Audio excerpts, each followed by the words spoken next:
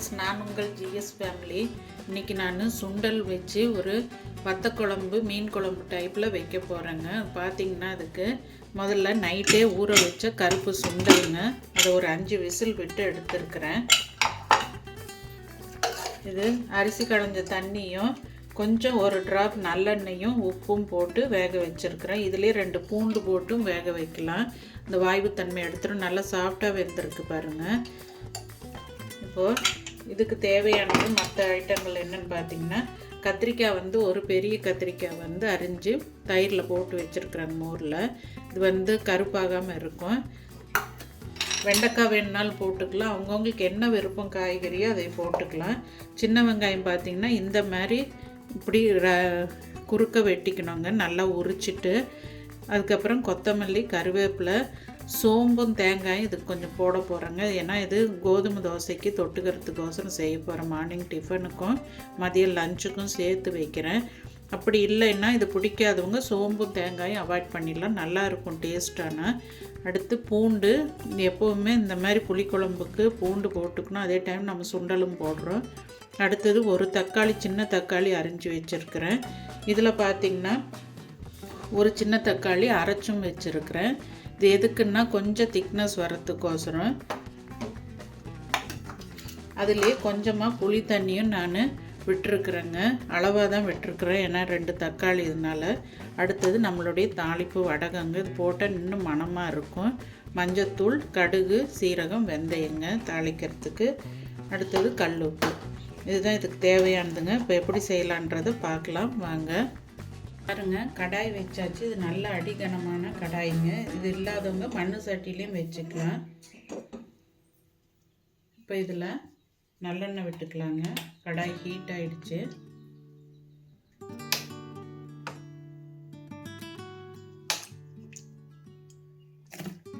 இதில் இப்போ ஒரு 1/2 டீஸ்பூன் அளவுக்கு கடுகு போட்டுக்கலாம்.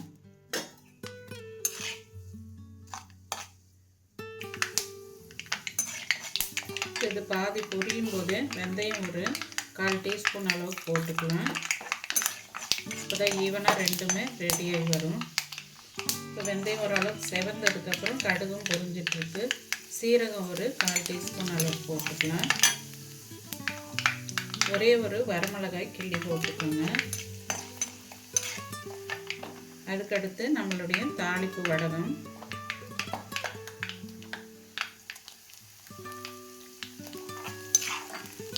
குழம்புக்கு தகுந்த மாதிரி போட்டுக்கோங்க. நான் இப்போ ஒரு 1/2 பீஸ் கிட்ட போட்டிருக்கிறேன். அடுத்து கருவேப்பிலை,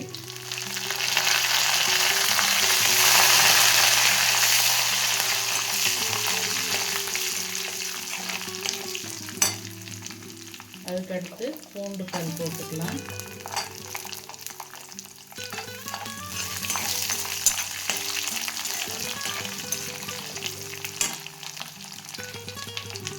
பெருங்காயம் நான் என்னென்ன இன்க்ரீடியன்ட்ஸ் சொல்ல மறந்துட்டேங்க. ஏன்னா நாம் பருப்பு போடுறதுனால, சுண்டல் போடுறதுனால கொஞ்சம் பெருங்காயத்தூள் போட்டுக்கோங்க.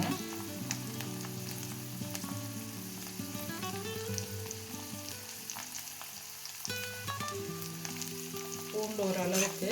இந்த கடாய் நல்லாவே ஹீட்டாக இருக்குதான் லேட் ஆகும். ஹீட் ஆகிடுச்சுன்னா சூடு நல்லாவே இருக்கும். இப்போ நாம் இதிலே சின்ன வெங்காயம் போட்டுக்கலாம்.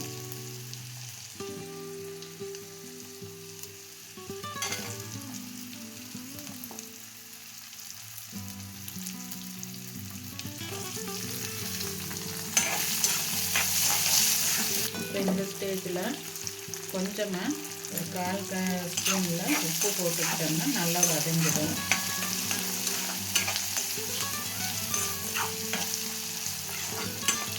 கண்ணாடி பதம் வந்ததுக்கப்புறம் தக்காளி போட்டுக்கலாம், இல்லை ஃபஸ்ட்டு போடுறதுனால போட்டுக்கலாம். ஓரளவுக்கு வதங்கிடுச்சு. இப்போ நாம் தக்காளியை போட்டுடலாம். நான் சொன்ன மாதிரி இந்த 2-3 பீஸ் லாஸ்ட்டில் கொதிக்கும்போது போட்டிங்கன்னா நல்லாயிருக்கும். சின்ன சின்ன பீஸை ஒரு 4-5 பீஸ் எடுத்து வச்சுருங்க.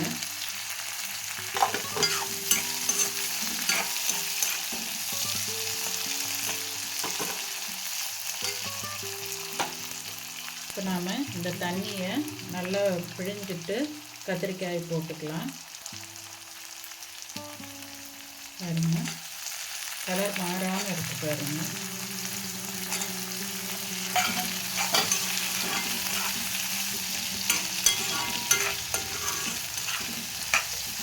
இது நல்லா வதங்கட்டுங்க. பாருங்க, இந்த தக்காளியும் புளித்தண்ணியும் கலந்தது போட்டுக்கலாம்.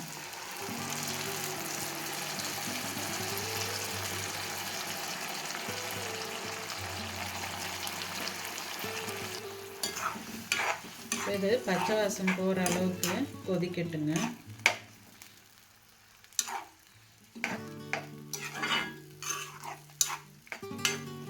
இதிலே பார்த்திங்கன்னா நம்ம சுண்டல் வேக வச்ச தண்ணி விட்டுக்கலாம். அது சத்தானது தாங்க. நாங்கள் அரிசி களைஞ்ச தண்ணியும் நம்ம ஏற்கனவே இதில் விட்டுருக்குறோம். இதில் மஞ்சத்தூள் போட்டுக்கலாங்க. ஒரு 1/4 டீஸ்பூன் அளவுக்கு போட்டுக்கோங்க, சின்ன ஸ்பூனில்.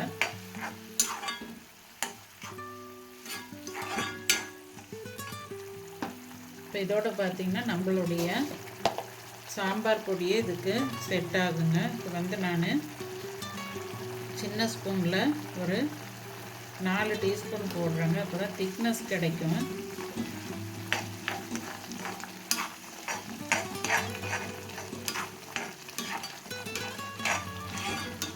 கத்திரிக்காய் எண்ணெயிலே கொஞ்சம் வெந்துருச்சுங்க. புளி தண்ணியிலும் வேகும்போது நல்லா இருக்கும். எடுத்த அடுப்பில் தான் புளி தண்ணி விடக்கூடாது, காய் வதங்கிறதுக்கு முன்னாடி. இப்போ இதில் நாம் இந்த சுண்டல் வேக வச்ச தண்ணி கொஞ்சம் விட்டு வேக வச்சுக்கலாங்க.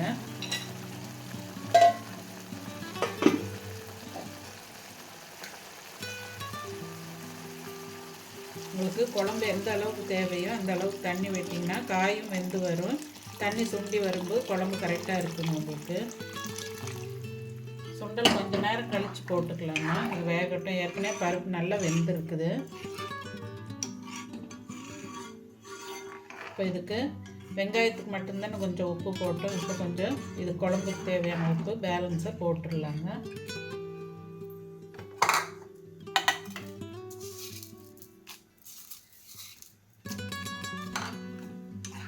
கொஞ்சம் தண்ணியாக இருந்தால் தான் உங்களுக்கு வந்து அடுத்து தேங்காயும் சோம்பும் அரைச்சி ஊற்றும்போது கொஞ்சம் குழம்பு கெட்டியாகிடும். கத்திரிக்காய் வேகட்டுங்க. வெந்ததுக்கப்புறம் உப்பு காரம் எல்லாம் சரி பார்த்துட்டு புளிப்பு எல்லாம் பார்த்துட்டு நாம் இந்த தேங்காயை அரைச்சி போட்டுடலாங்க. கொதி வரட்டுங்க நல்லா.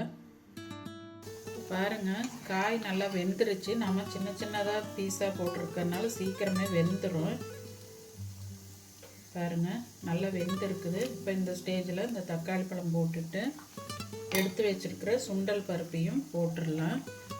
இது நீங்கள் ஸ்நாக்ஸ் கொடுக்கறதுனாலும் தாளித்து கொடுக்கலாங்க, அளவாக எடுத்துக்கிட்டு.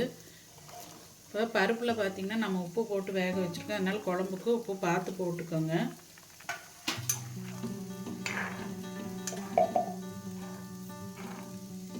இப்போ இந்த அரைச்சி வச்ச தேங்காய் விழுதை போட்டுக்கலாங்க, சோம்பு போட்டு அரைச்சது.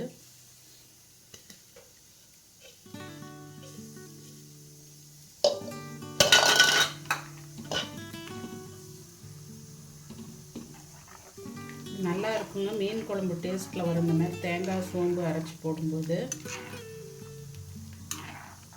இப்போ இது கொதித்து வரும்போது கெட்டி ஆகிக்குங்க. நம்ம டிஃபனுக்கும் சேர்த்து வைக்கும்போது கொஞ்சம் தண்ணி எக்ஸ்ட்ரா வைக்கும்போது குழம்பு கொஞ்சம் எக்ஸ்ட்ராவாக நம்மளுக்கு கிடைக்கும். இதோட பார்த்திங்கன்னா முட்டை வேக வச்சுருக்கேன், தோல் உரித்து நம்ம தனியாக எடுத்து வச்சுக்கலாம். இந்த குழம்பு கொஞ்சம் ஊற்றி சாப்பிடும்போது சைட் டிஷ்ஷாகவும் இருக்கும், டேஸ்ட்டும் நல்லா இருக்குங்க. கல் உப்பு போட்டு வேக வச்சதுக்கப்புறம் நீங்கள் இதை பச்சை தண்ணி ஊற்றி வச்சாதான் உங்களுக்கு தோலோட சதை பிஞ்சு வராதுங்க. பாருங்கள், சுட சுட குழம்பு ரெடி ஆகிடுச்சு. இந்த மாதிரி மெத்தடில் நீங்களும் ட்ரை பண்ணி பாருங்கள். இல்லை நீங்கள் இந்த மெத்தடில் வைப்பீங்களான்றது சொல்லுங்கள். கத்திரிக்காயெல்லாம் இந்த மாதிரி சின்ன பீஸாக போடும்போது குழம்புல எடுத்து சாப்பிடவும் நல்லா இருக்கும். அதே டைமில் பார்த்திங்கன்னா ஈஸியாகவும் வெந்துடும். இந்த தக்காளி இதெல்லாம் லாஸ்ட்டில் ஒரு 4-5 பீஸ் எடுத்து வச்சு போட்டிங்கன்னா நல்லாயிருக்கும். புளி அளவாக விட்டுக்கோங்க. நல்லா கலர்ஃபுல்லாக குழம்பு எப்படி இருக்குது பாருங்கள். காரம் உப்பு எல்லாம் சரியாக இருக்கும். அதே மாதிரி முட்டை வேக வச்ச முட்டையை வந்து நீங்கள் ஸ்கூலுக்கும் ஸ்நாக்ஸ் பாக்ஸில் காய் டிஃபன் பாக்ஸில் போட்டு நீங்கள் கொஞ்சம் குழம்பு இதை லைட்டாக கீறி விட்டு குழம்பு விட்டுனிங்கன்னா நீங்கள் சைட் டிஷ்ஷு தனியாக ரெடி பண்ண வேண்டியது இல்லைங்க, இதையே கொடுத்துக்கலாம். வெறும் முட்டை சாப்பிட்றதுக்கு நிறைய குழந்தைங்க விரும்ப மாட்டாங்க. இது அவங்க மத்தியானம் சாப்பிடும்போது இந்த உப்பு காரம்லாம் கரெக்டாக பிடிச்சிருக்குங்க. நீங்களும் இதே மெத்தடில் ட்ரை பண்ணி பாருங்கள். இது கோதுமை தோசை, இட்லி, தோசை, நார்மல் தோசை எல்லாத்துக்கும் நல்லா இருக்குங்க. அதே மாதிரி சிறுதானிய தோசைகளுக்கும், அதுக்கப்புறம் மாப்பிள்ளை சம்பா அந்த மாதிரி வெரைட்டி ரைஸுங்களுக்கும் இது ரொம்ப நல்லா இருக்குங்க இந்த குழம்பு. நீங்களும் ட்ரை பண்ணி பார்த்துட்டு எப்படி இருந்ததுன்றதை கமெண்ட் பாக்ஸில் கமெண்ட் பண்ணுங்கள். தொடர்ந்து எங்களுக்கு ஆதரவு கொடுக்குறவங்க எல்லாருக்கும் ரொம்ப நன்றிங்க. அடுத்த வீடியோவில் பார்ப்போம். பாய்.